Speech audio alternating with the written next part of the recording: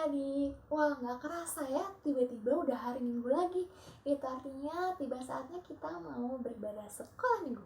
Nah, aku yakin ketika adik-adik membuka video ini, itu artinya adik-adik siap untuk beribadah sekolah Minggu, untuk memuji nama Tuhan, untuk mendengarkan firman Tuhan. Nah, sebelum kita memulai ibadah pada hari ini, aku mau mengundang adik-adik untuk mempersiapkan diri senyaman mungkin. Adik-adik boleh ambil posisi duduk senyaman mungkin. Kita mau memulai ibadah ini dalam doa ya. Mari kita berdoa. Tuhan Yesus, terima kasih Tuhan untuk anugerah Tuhan atas hidup kami. Terima kasih kalau pada hari ini kami masih diberi kesempatan untuk bisa mengikuti ibadah sekolah minggu secara online. Tuhan Yesus kiranya yang menyertai setiap kami dimanapun kami berada, supaya kami tetap bisa menikmati Tuhan melalui ibadah ini. Hanya di dalam nama Tuhan Yesus kami mau menyerahkan ibadah ini dari awal, pertengahan, sampai akhirnya ke dalam tangan kuasa-Mu. Hanya di dalam nama Tuhan Yesus kami sudah berdoa dan mengucap syukur. Amin. Jadi gimana kabar adik-adik hari ini? Mungkin ada dari adik-adik yang lagi senang banget ya, karena bisa bangun pagi-pagi terus siap-siap untuk ibadah sekolah minggu lagi. Mungkin ada juga yang lagi sedih, atau mungkin ada yang lagi merasa kangen banget sama teman-teman sekolah minggunya, karena sampai hari ini kita masih belum bisa bertemu secara langsung. Nah, tapi nggak apa-apa, itu semua Tuhan izinkan kita alami supaya kita bisa tetap merasakan Tuhan, supaya kita bisa tahu bahwa Tuhan selalu ada dan selalu beserta kita apapun kondisinya. Untuk itu, aku mau undang adik-adik untuk berdiri. Mari berdiri. Kita mau menyanyikan sebuah pujian yang berjudul Halo Halo Hello Hello. Nah, nanti kita pakai gerakan ya, ikutin aku.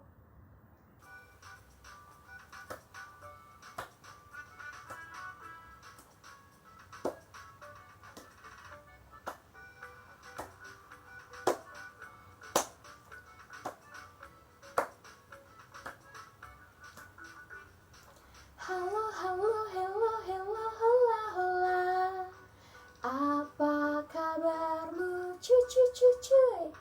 Halo, halo, hello, hello, hola, hola. Apa kabarmu? Sekali lagi. Halo, halo, hello, hello, hola, hola. Apa kabarmu, cuy? Halo, halo, hello, hello, hola, hola. Apa kabarmu?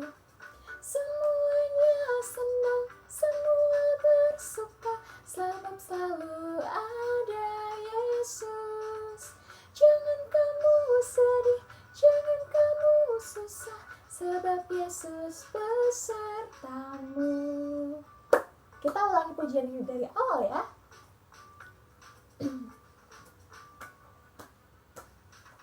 Halo, halo, hello, hello, hola, hola. Apa kabarmu, cuy?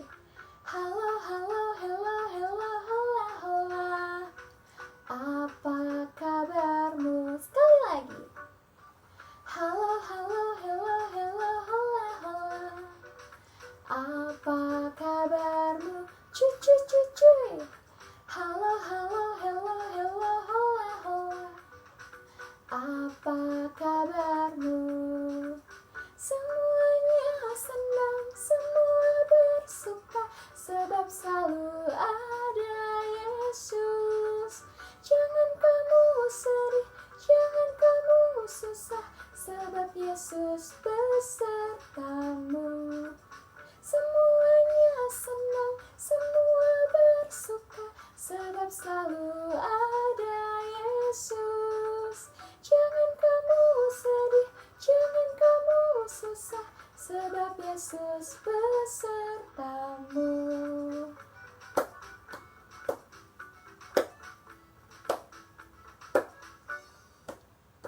Ya, di dalam kitab Filipi 4 ada satu ayat yang tertulis bahwa janganlah kamu khawatir terhadap apapun juga, tetapi nyatakanlah segala keinginanmu di dalam Tuhan. Nah, oleh karena itu pujian selanjutnya akan mengajak kita untuk bersandar hanya kepada Tuhan, yaitu kepada Tuhan Yesus Kristus. Oleh karena itu, aku mengundang adik-adik semua untuk tetap berdiri. Dengan penuh semangat kita mau menyanyikan lagu Leaning on the Lord's Side. Nah, nggak hanya menggunakan bahasa Inggris, tapi pujian ini juga kan kita naikkan menggunakan bahasa Jawa. Oleh karena itu, adik-adik bisa sambil baca lirik yang ada di layar ya.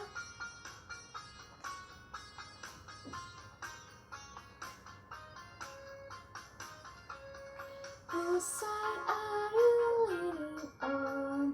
Leaning on the Lord's side. Whose side are you leaning on? Leaning on the Lord's side. I lean, leaning on the Lord's side. I lean, leaning on the Lord's side. Yuk kita menggunakan bahasa Jawa. Nender neng sisine sopo, nender neng Gusti Yesus, nender neng sisine sopo, nender neng Gusti Yesus. Nyender, nyender, nyender, nyender, nyender neng Gusti Yesus. Nyender, nyender, nyender, nyender, nyender neng Gusti Yesus. Nyender neng sisine sopo, nyender neng Gusti Yesus.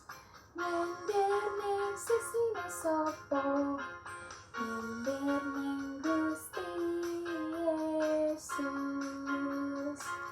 Nah, tiba saatnya kita akan mempersiapkan diri untuk mendengarkan firman Tuhan yang akan disampaikan oleh Cian.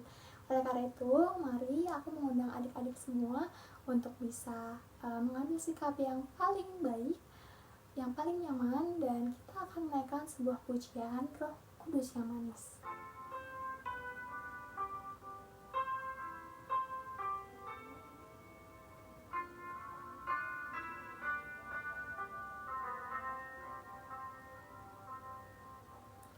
Ku buka hatiku untuk firman-Mu.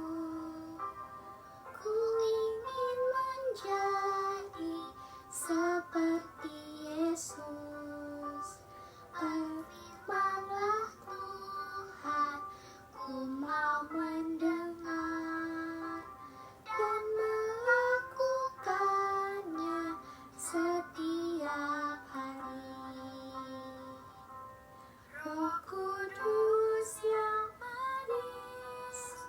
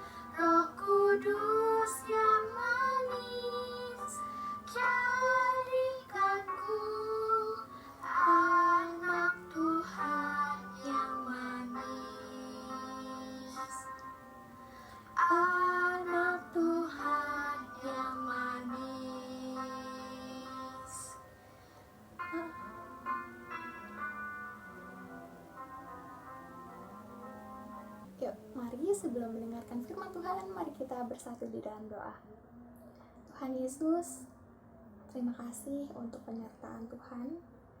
Sebentar Tuhan, kami akan mendengarkan firman-Mu yang akan disampaikan melalui Cie. Kiranya Engkau yang menuntun kami melalui Roh Kudus-Mu, agar kami dibukakan hati, agar kami dibukakan telinga untuk dapat mendengar setiap firman-Mu dengan baik. Kiranya Roh Kudus-Mu juga yang akan selalu menyertai kami, agar kami dapat melakukan firman yang Engkau akan sampaikan di dalam kehidupan kami. Hanya di dalam nama Tuhan Yesus, kami menyerahkan semuanya ke dalam tangan penyertaan Tuhan. Terima kasih Tuhan, haleluya, amin. Halo, selamat pagi adik-adik, jumpa lagi. Pagi hari ini kita mau bersyukur sama Tuhan karena kita sudah menjadi Tuhan yang dipimpin oleh Kaica. Nah, adik-adik tahu saat pagi hari ini juga Cici ingin menyampaikan cerita firman Tuhan di mana memang kita alami pada saat pagi hari ini yang mungkin beberapa bulan ke belakang yang kita alami. Adik-adik tahu kita tentu tapinya jangan lupa, dan pertama-tama kita harus bersyukur dulu. Pertama-tama kita bersyukur kalau sampai saat ini kita masih diberikan satu, kesehatan. Kedua, kita masih bisa sekolah. Ketiga, kita masih bisa bermain dengan teman-teman walaupun tidak sebebas dulu. Nah, adik-adik, saat pagi hari ini kita masih bersyukur, benar? Kita tetap mau bersyukur sama Tuhan karena Tuhan tetap memelihara kita walaupun masa-masa sulit seperti sekarang ini. Adik-adik juga tahu bahwa masa-masa sulit ini bukan hanya dialami oleh adik-adik yang masih kecil-kecil. Masa-masa sulit seperti ini juga tetap dialami oleh orang tua kita, kakak kita, guru-guru kita. Kita semua sedang mengalami masa sulit, tetapi yakin dan percaya bahwa anak-anak Tuhan pasti bisa melewati masa-masa yang sulit ini. Nah, masa-masa sulit seperti apa sih Kak? Masa-masa sulitnya ya untuk orang tua. Orang tua pasti akan susah mengalami di dalam pekerjaan. Kita semua khawatir kalau nanti kita akan di PHK. Kita juga semua orang tua ataupun kakak-kakak kalian juga mungkin khawatir pada saat mereka melakukan usaha karena usahanya dia tidak bisa berkembang dengan baik atau pesat karena masa-masa yang sulit seperti ini. Tapi balik lagi, yakin dan percaya bahwa anak-anak Tuhan tidak akan mengalami atau jatuh sampai tergeletak. Kalaupun kita jatuh, tangan Tuhan tetap menolong. Ayo, itu adalah inti firman Tuhan saat pagi hari ini. Kalaupun kita jatuh ataupun kita mengalami masa sulit saat ini, Tuhan pasti menolong. Oke? Nah, ada satu firman Tuhan di mana Bapak ini juga mengalami masa-masa sulit, tetapi di akhirnya bisa bangkit. Masa-masa sulitnya lebih parah daripada yang kita alami sekarang. Dia adalah orang yang sangat dikasihi Tuhan. Dia adalah seorang yang sangat kaya raya. Dalam usahanya dia sangat maju. Di dalam rumah tangganya dia juga sangat bahagia dan mempunyai anak-anak yang takut juga sama Tuhan. Nah, tetapi melihat hal ini pasti ada tokoh si jahat yang gak suka. Begitu juga dengan adik-adik. Ketika adik-adik mempunyai prestasi yang baik, mempunyai keluarga yang baik, nah mungkin ada orang yang gak suka, yang ingin menghancurkan itu semua. Untuk itu kita mau dengerin ya, supaya kita bisa kuat menghadapi masa-masa sulit ini dan kita tidak perlu khawatir oleh apapun juga. Tetapi yang perlu kita tekankan adalah kita tetap percaya sama Tuhan Yesus. Oke adik-adik? Nah, saat pagi hari ini kita akan mulai mendengarkan dan adik-adik boleh mengingat-ingat siapa sih ini maksudnya si Bapak ini. Nah, oke ya. Bapak ini adalah Bapak yang sangat kaya. Itu yang pertama. Yang kedua, Bapak ini berasal dari tanah Uz. Yang ketiga, Bapak ini disirikin banget sama si iblis, sehingga iblis itu sampai menghadap loh sama Tuhan dan dia berkata, Tuhan,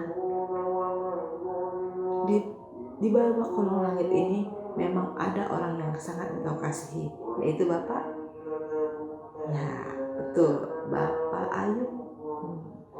Nah, adik-adik, Allah pun mengatakan begitu. Lihat hambaku Ayub, dia adalah orang yang taat, dia adalah orang yang sangat-sangat takut sama perintahku, dan dia adalah orang yang sangat selalu mengikuti apa yang aku inginkan di dalam kehidupannya. Wah, senang banget ya kalau jadi Bapak Ayub. Dia adalah orang yang takut sama Tuhan, dan Tuhan sangat sayang sama Bapak Ayub. Tapi lalu si setan gak kalah. Si setan atau si iblis itu dia gak kalah taktiknya. Dia bilang, sama aja, gimana dia gak takut sama engkau. Semua kebutuhan engkau cukupi. Satu, dia sangat kaya. Kedua, kedua, dia mempunyai keluarga yang baik. Yang ketiga, dia juga engkau berikan kesehatan yang baik. Nah, ketiga hal itu yang membuat dia takut sama engkau, Allah, kata si iblis. Nah, tapi adik-adik tahu, coba ya kita semua cabut pagar-pagar itu. Apakah hambamu itu masih takut sama engkau? Kata si iblis gitu. Waduh, Tuhan yang berat hati. Ya udah, saya izinkan engkau untuk mengambil seluruh harta kepunyaan si Bapak Ayub. Lalu Bapak Ayub akhirnya diambil semua harta bendanya, diambil ternaknya, diambil rumahnya kebakaran, anak-anaknya pun mati. Adik-adik, pada saat itu anak-anaknya mati di dalam rumahnya. Ketika anak-anak itu merasa rumahnya ambruk sehingga anak-anaknya juga mati. Tinggal 2 hambanya yang datang melapor kepada Ayub untuk berkata, Tuan, apa yang sudah terjadi ini sungguh sangat memilukan. Akhirnya adik-adik, apa yang dilakukan oleh Ayub? Dia merobek bajunya dan dia menggunduli palanya. Yang menggunduli palanya itu adalah salah satu lambang kedukaan yang sangat dalam pada zaman itu. Jadi ketika orang yang mengalami kedukaan pada zaman itu, dia akan menggunduli rambutnya dan dia akan merobek pakaiannya dan dia meratap kepada Tuhan. Lalu ada statement pertama yang sangat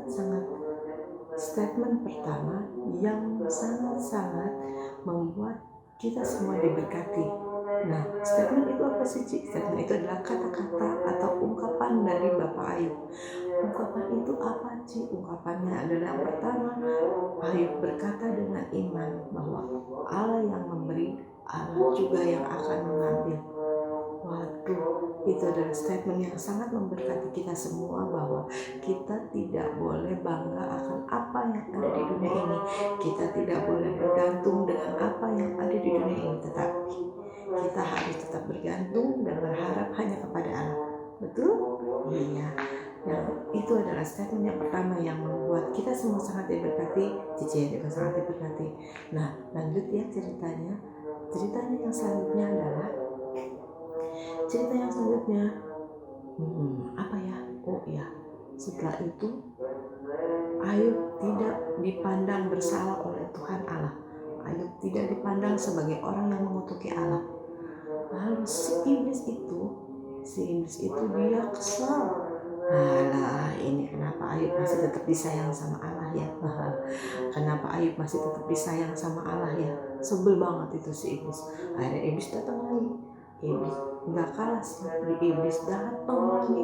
Dia tetap, Tuhan, tuh terang aja dia masih tetap percaya sama Tuhan. Coba tubuhnya, katanya, kau bikin sakit, tubuhnya kau bikin lemah. Nah, akhirnya apa nih? Tuhan dengan baik hati, aduh ini iblis, gak ada gak ada jerah-jerahnya nih. Akhirnya iblis itu diizinkan untuk mencobai Ayub lagi dengan cara memberikan penyakit yang sangat mengerikan, penyakit yang mungkin belum pernah ada. penyakit yang membuat orang sangat menderita. Ya mungkin penyakit saat ini juga memang membuat seluruh dunia menderita, yaitu penyakit yang disebabkan oleh virus corona. Tapi adik-adik, ini juga penyakit yang sungguh sangat mengerikan, karena ini adalah lambang yang sangat memalukan, yang seakan-akan si Ayub itu berdosa. Akhirnya pada suatu hari, atas izin Tuhan, iblis boleh mencobai Ayub dengan penyakit yang sangat-sangat mengerikan, yaitu di sekujur tubuhnya, di seluruh tubuhnya, baik itu di muka, di badan, di kaki, di tangan, di seluruh tubuhnya timbul bisul-bisul yang sangat mengerikan, bisul yang mengeluarkan nanah yang sangat bau, dan itu sangat membuat Ayub sangat gatal banget. Nah, apa yang terjadi adik-adik? Ayub sangat menderita pada saat itu. Tapi Tuhan bilang sama iblis, boleh Ayub engkau cobai, tetapi ingat bahwa yang tidak boleh engkau cobai adalah mengambil nyawanya, karena Ayub adalah orang kesayangan saya. Begitu. Sayang juga ya Ayub, tapi Ayub susah juga mengalami penyakit itu. Nah, sampai akhirnya adik-adik, si Ayub itu gimana ya, saking gatalnya adik-adik, gatalnya nggak tertahankan, gatalnya itu. Nah, apa penyakitnya? Penyakitnya itu membuat dia sangat menderita. Dia untuk menghilangkan rasa gatalnya itu, dia harus mengambil beling. Beling apa sih Ci beling? Beling itu adalah pecahan gelas ya kalau sekarang tuh, yang kalau mungkin kita kalau kegores aja udah keluar darah. Nah, untuk menghilangkan rasa gatalnya, Ayub harus menggaruk beringnya itu dengan beling. Adik-adik bisa bayangkan kalau misalnya beling itu tergores aja itu membuat kita menjadi berdarah. Apalagi kalau digaruk dengan kencang, digaruk, akhirnya sekujur tubuhnya bukan saja hanya bisul di seluruh tubuh, tetapi luka-luka di seluruh tubuhnya. Aduh adik-adik, lukanya itu zaman dulu nggak ada tuh yang namanya supaya bisa bisulnya tetap dikering, dikasih perban, tidak. Tapi akhirnya bisulnya itu tidak bisa kering dan akhirnya menimbulkan nanah dan akhirnya menimbulkan bau busuk di sekujur tubuhnya. Itulah yang dialami Ayub, karena si iblis itu tidak senang karena Ayub adalah orang yang takut sama Tuhan. Nah, adik-adik bisa bayangkan hal itu. Ketika hal itu terjadi adik-adik, ternyata kan iblis adalah oknum yang kasar. Nah, ini ada oknum yang ada di samping kiri kanan kita yang mungkin tidak juga memberikan dorongan supaya kita tetap taat sama Tuhan. Nah, pada saat ini adalah istrinya si Ayub. Aduh, istrinya si Ayub yang biasa hidup kaya raya, yang biasa hidup dengan berkemewahan. Lalu dia juga dia berkata sama Ayub, lihat tuh apa yang dilakukan Tuhan Allahmu, apa yang dilakukan Tuhan Allahmu yang engkau percayai. Dia hanya memberikan kesusahan kepada dirimu. Dia hanya membuat engkau susah seperti ini, dan mengambil harta dan mengambilkan kesehatan engkau. Lalu Ayub adalah orang yang mengenal Tuhan bukan 1, 2, atau 3 tahun. Ayub adalah orang yang bergaul erat dengan Tuhan, sehingga pada saat dia mengalami kesusahan pun dia tahu maksud Tuhan. Nah, adik-adik, Ayub juga mengeluarkan statement yang kedua. Nah, statement yang kedua atau ungkapan yang kedua yang membuat kita tercengang-cengang adalah tapi tunggu dulu. Ini ungkapan istrinya nih, ungkapan yang sungguh sangat melukai hati suaminya atau si Ayub. Ungkapannya apa? Nah, dia bilang, cobalah kutuki Tuhan Allahmu, setelah itu engkau baru boleh mati. Bayangkan adik-adik, ketika Bapak Ayub sedang mengalami kesusahan, ketika Bapak Ayub sedang mengalami masalah di dalam kehidupan dan kesehatannya, malah istrinya tidak mendorong atau memberikan dukungan yang baik kepada suaminya. Waduh, sedih sekali ya, sedih banget. Tapi Ayub adalah orang yang kuat, orang yang bisa kita teladani di dalam kehidupannya. Nah, Apa ungkapannya? Itu statement yang kedua adalah Ayub berkata, masakah engkau hanya ingin menerima yang baik-baik saja dari Allah dan engkau tidak mau menerima yang buruk dari Allah? Itu adalah statement yang kedua. Nah, saat ini mungkin adik-adik sedang menerima hal-hal yang buruk ya dari Allah, yaitu kita nggak bisa bebas bermain dengan teman-teman, nggak bisa ke rumah nenek, betul, nggak bisa sembarangan main keluar rumah, nggak bisa sekolah ketemu teman-teman, dan juga nggak bisa sekolah minggu seperti biasa ketemu sama Jen dan cici-cici yang lain. Nah, adik-adik kita lanjut ya. Nah, untuk selanjutnya, ketika Ayub sedang mengalami penyakit yang sangat berat itu, datanglah teman-temannya yang selama ini menjalani usaha bersama, dan dia adalah orang yang lumayan dekat dengan Ayub. Orang-orang itu datang kepada Ayub bukan dengan motivasi yang baik, adik-adik, bukan motivasi ingin mengunjungi dan mempunyai empati yang baik kepada Ayub, tetapi dia hanya untuk melihat bagaimana sih kehidupan Ayub sekarang, bagaimana sih Ayub yang dulu disayang sama Tuhan sekarang ini kehidupannya. Selama ini dia adalah orang yang disayang. Saya akan lihat dosa apa yang sudah dibuat oleh Ayub. Dia ingin melihat kehidupannya Ayub, dan bukan untuk mencari empati atau rasa sayang, tetapi dia hanya ingin sekedar melihat dan ingin berbantah-bantahan.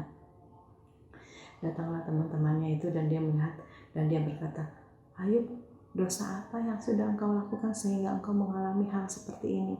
Dosa apa yang sudah engkau lakukan sehingga Tuhan murka dan Tuhan melakukan hal ini? Nah, pasti kalau adik-adik seperti Ayub, ketika adik-adik di posisi seperti Ayub yang hidupnya dengan taat, hidupnya dekat dengar-dengaran sama Tuhan, tapi mengalami hal itu, adik-adik pasti tidak terima bahwa hal ini adalah karena dosa dia.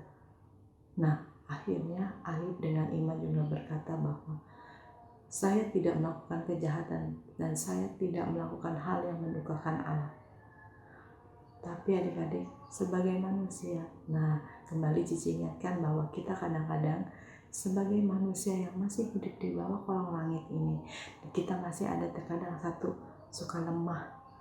Adik-adik yang kedua, kadang suka merasa lelah dan untuk menghadapi apa yang terjadi di dalam kehidupan ini. Nah, mungkin adik-adik sekarang udah mulai bosan ya, bosan untuk sekolah online, udah bosan tidak ketemu dengan teman-teman dengan leluasa.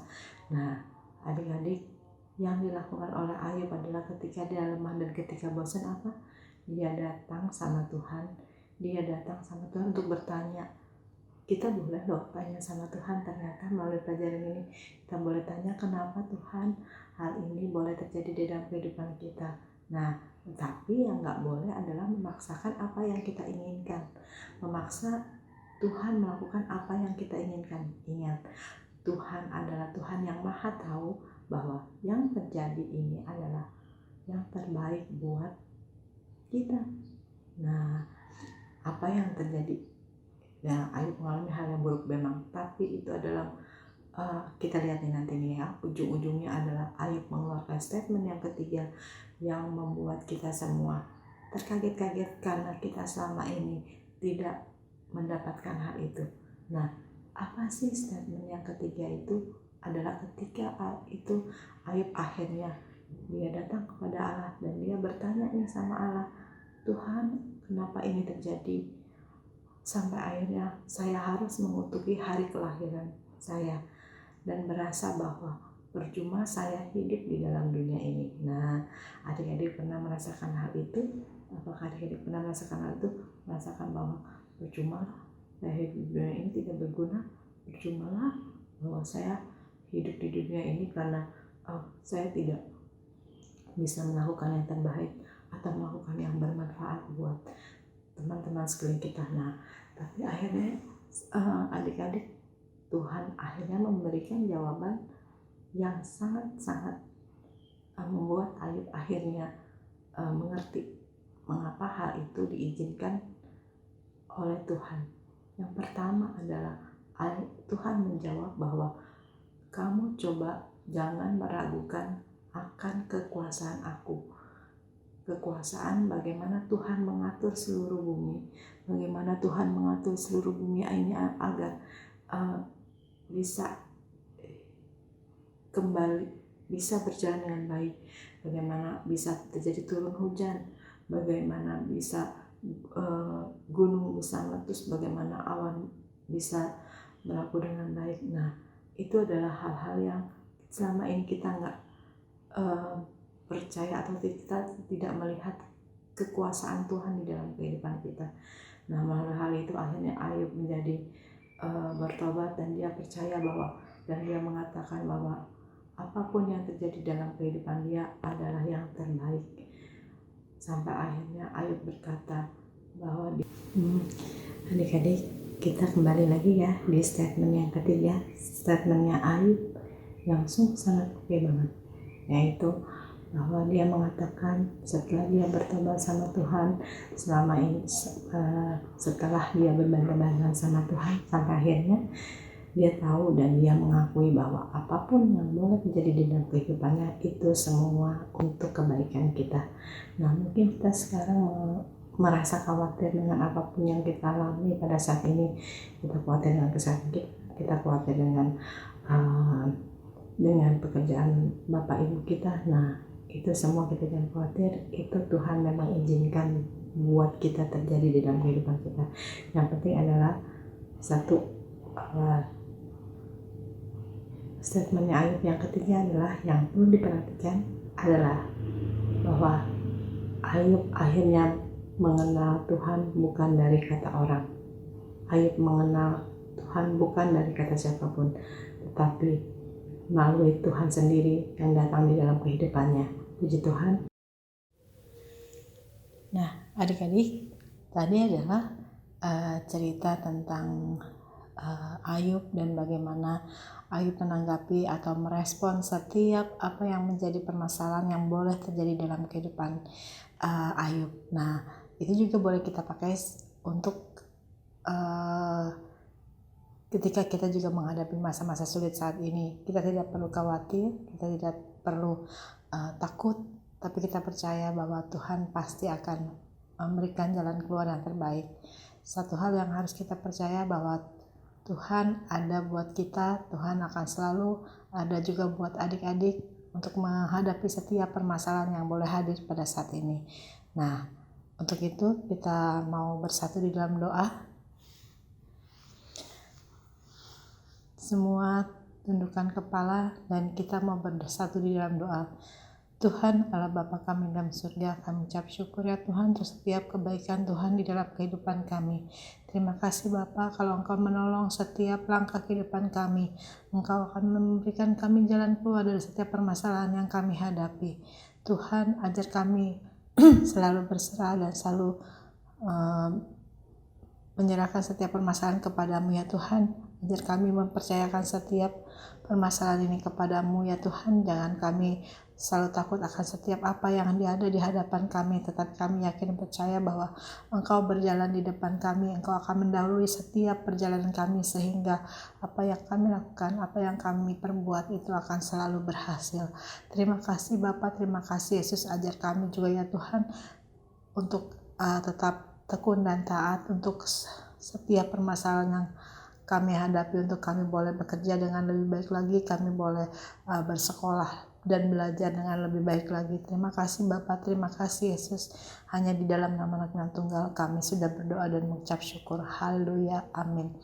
Mari kita sama-sama menaikkan pujian Bapa. Terima kasih Bapa, terima kasih Bapa, terima kasih Bapa di dalam surga, ku berterima